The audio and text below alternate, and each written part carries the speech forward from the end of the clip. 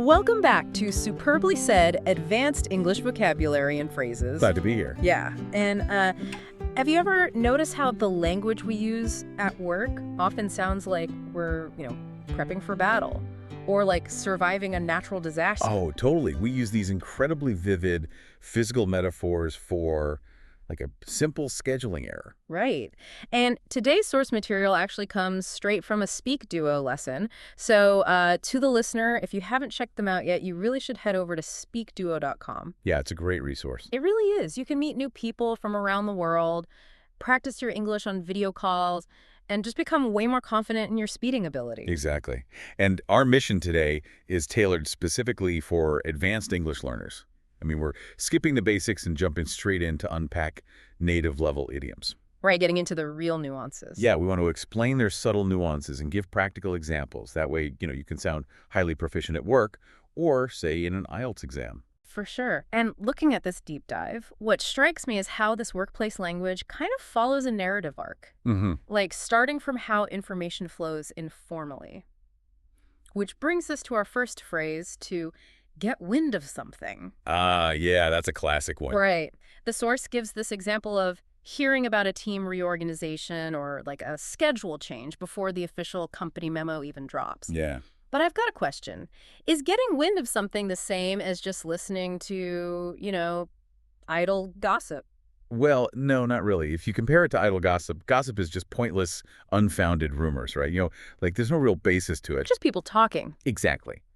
But getting wind of something implies that you're catching a hint of a secret that turns out to be entirely true, or gets confirmed later. Think of the wind physically carrying a scent.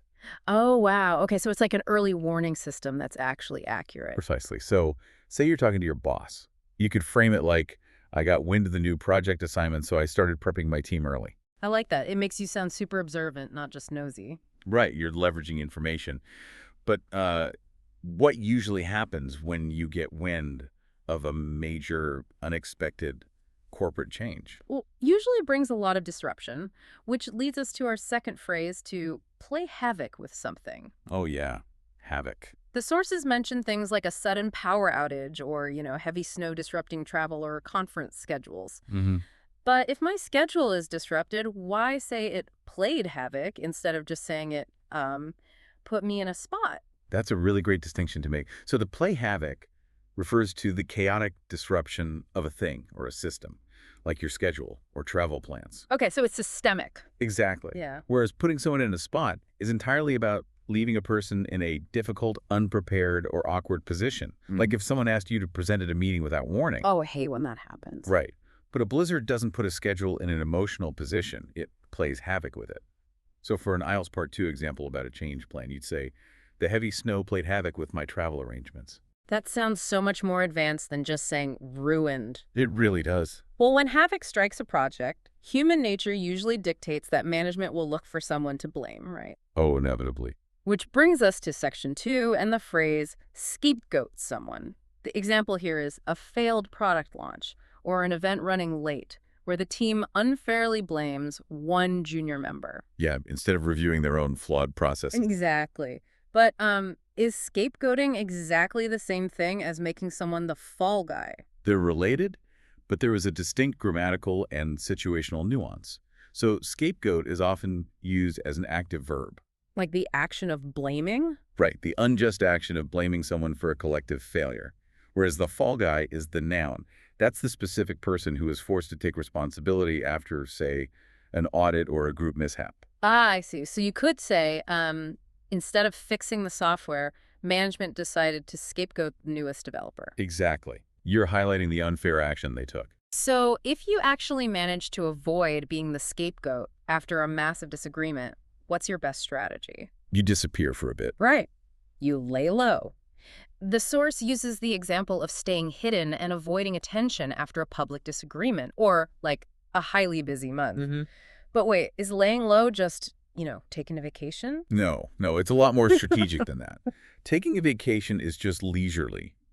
Laying low is a temporary choice, specifically to avoid drawing attention or controversy until things calm down. Oh, so you're still working, you're just avoiding the spotlight. Exactly. You're literally keeping your head down. So you might tell a colleague, after that heated meeting with the director, I'm just going to lay low for a few weeks. Corporate camouflage. I love it. It's very effective. But eventually you have to re-enter the workflow, Yeah. right? And because you were gone or laying low, you missed things. Yeah, you're out of the loop.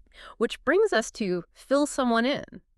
Like missing a morning briefing and needing a teammate or manager to update you on the main action points. But why do native speakers use fill someone in instead of just asking for the pertinent details? Well, pertinent just means information that is directly relevant to the discussion. It's very clinical. Yeah. But to fill someone in implies making them whole again. Oh, like filling an empty space. Exactly. You're literally filling the empty gaps in their knowledge with all the missing details they need. That makes total sense. So in a workplace scenario, you'd say, since I missed the client call, could you fill me in on the main points? Perfect. It's a very natural, collaborative way to ask. But it's not just information that fades, right?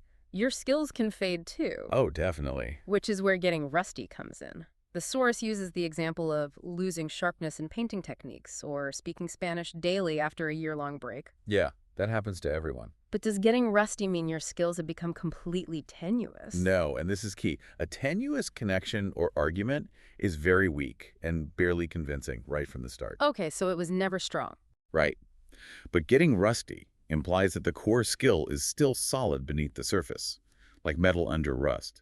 It just lacks recent practice and needs polishing. So it's actually a bit optimistic. The foundation is still there.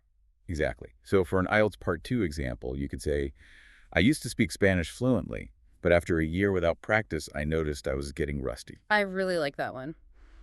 Okay, let's move to our final section, dealing with, well, bizarre situations and breaking trust. Yeah, dramatic stuff. Yeah. The first phrase here is uncanny. The source mentions doing a double take because a stranger's handwriting perfectly matched your grandmother's. Or someone's physical resemblance to a childhood friend was just strangely remarkable. Yeah, that weird, eerie feeling. Right. But is an uncanny resemblance the same as, like, a mistaken identity? Not quite. Mistaken identity is a literal factual error, like a security guard wrongly stopping you because they genuinely confused you for another guest. Okay, an honest mistake. Yeah. But uncanny is an unsettling feeling. You know it's not the same person, but the similarity is so bizarre it actually shocks you. So in a casual conversation with a colleague, you might say, the resemblance between the new hire and our old boss is genuinely uncanny. Exactly. You know they aren't the same person. It just weirds you out. Which perfectly leads to another shocking discovery that makes you do a double take, finding out someone is secretly living a double life. Oh, man. Yeah. The phrase is to two times someone. The example is discovering a mutual friend or partner was secretly being disloyal or unfaithful, just completely breaking trust. Yeah, it's a heavy one. It is. But could we use two-timing to describe, say, a hired gun who works for two rival companies? Well, no. A hired gun is a paid professional brought in for specialized work, right? There's no personal loyalty expected there. Oh, so it's strictly business. Right.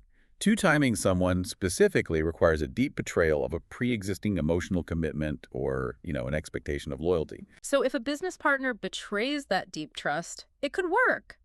Like when they learned the vendor had been two-timing them with their biggest competitor, they ended the relationship. Yes, exactly. Because there was an expectation of loyalty there that got broken. All right, well, we've unpacked all 8 phrases from this deep dive. Now it's time to test your mastery with a quick quiz. This should be fun. Yeah, so here's the format. I'll read out 8 questions, and for each one, there are 3 options. Option A, Option B, and Option C. Feel free to pause the podcast here if you need to think about the answer. We will give you the answer right after reading the options. Good luck. Question 1. Which sentence uses the idiomatic phrase, fill someone in correctly based on context? The highly experienced professional medical dentist carefully attempted to perfectly fill someone in today.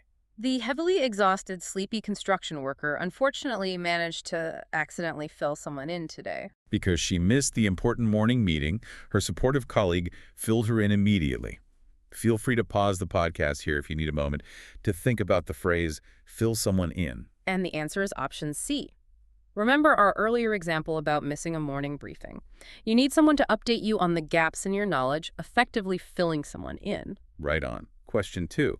Select the context where the phrase, getting rusty, is most appropriately used. After abandoning her classical piano practice, she noticed her musical skills were getting rusty. The incredibly old abandoned metal bicycle left outside during winter was rapidly getting rusty. The incredibly hungry, enthusiastic baker noticed the delicious bread was beautifully getting crusty today. Feel free to pause the podcast here if you need to think about the phrase getting rusty. The correct answer is option A. While a bike physically rusts, idiomatically, getting rusty is about losing sharpness in a skill like piano or Spanish, not literal metal. Exactly. Question 3. In which situation does someone accurately scapegoat someone figuratively? The deeply exhausted rural mountain farmer accidentally allowed the terrified scapegoat somewhere today. When the collective project unfortunately failed, the management decided to unfairly scapegoat someone junior. The highly inexperienced nervous naval captain unfortunately managed to accidentally scapegoat someone today. Feel free to pause the podcast here if you need a moment to think about the phrase scapegoat someone. The answer is option B. Just like our earlier discussion where the group fails, but management unfairly blames one person, they decide to scapegoat someone. Awesome. Moving to question 4. Which response best demonstrates the advanced phrase, two-time someone? Discovering that her seemingly loyal partner would actually secretly two-time her was incredibly devastating.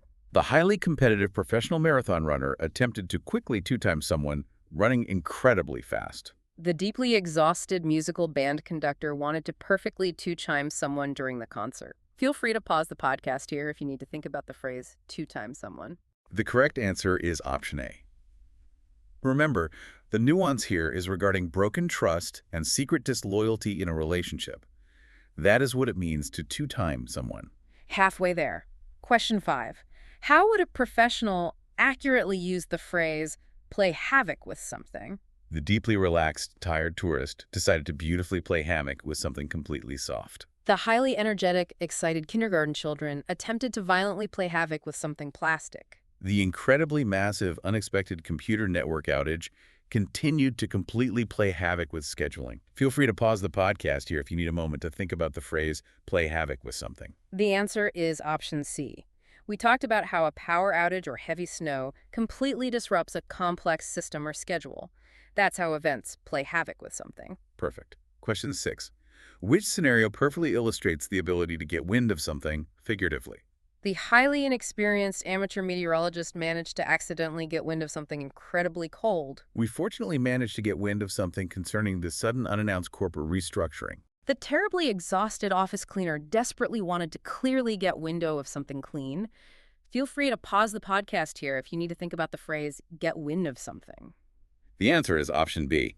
Get wind of something means catching a hint of a true secret, like that team reorganization, before the official memo drops. Almost done. Question 7.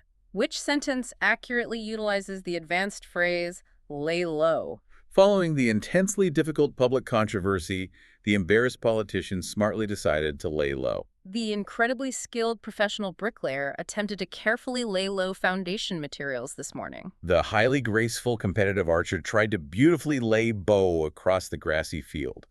Feel free to pause the podcast here if you need a moment to think about the phrase lay low. The correct answer is option A. This is all about avoiding attention and hiding out after a disagreement or controversy, which is exactly how you lay low. And the final question, question 8. Which of the following statements correctly uses the adjective uncanny? The terribly frustrated factory worker threw the completely broken uncanny away into the garbage. Her absolutely perfect, flawless physical resemblance to my beloved childhood friend was genuinely uncanny. The incredibly hungry survivalist frantically attempted to quickly perform an uncanny of the beans.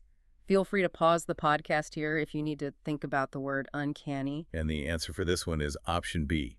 Remember the unsettling, strange familiarity that makes you do a double take, like matching handwriting. That feeling is uncanny. Wow, that was a really great quiz. Yeah, I hope everyone did well at home. But before we go, I want to leave the listener with one final thought to mull over. Oh, go for it. Think about the idioms native speakers use in your own language. How many of them rely on physical, tangible metaphors like literal rust, the wind, or physically laying down low to describe highly abstract social situations and human behavior?